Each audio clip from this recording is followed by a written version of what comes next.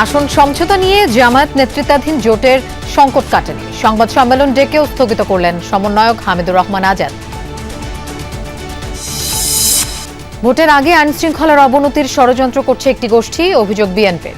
ক্ষমতায় গেলে গণতান্ত্রিক ও সাংবিধানিক অধিকার নিশ্চিতের প্রতিশ্রুতি।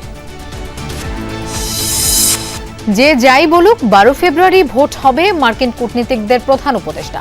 নির্বাচিত সরকারের কাছে হবে ক্ষমতা হস্তান্তর।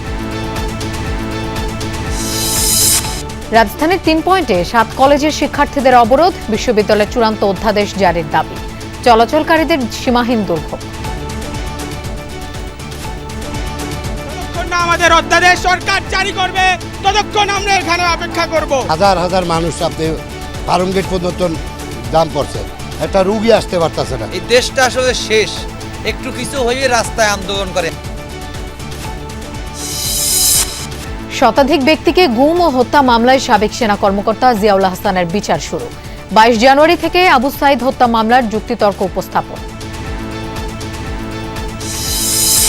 ঢাকায় কয়েক ঘন্টার জন্য ফিফা বিশ্বকাপ ট্রফি কাছ থেকে দেখতে পেরে অভিভূত খেলোয়াড়, দর্শনার্থীরা। ঘরে তো যাবে, আর্জেন্টিনার ঘরেই যাবে ইনশাল্লাহ। এই কাপটা আমাদের, এই কাপটা আমার আর্জেন্টিনার ফ্যানদের, মেসির, আর্জেন্টিনার।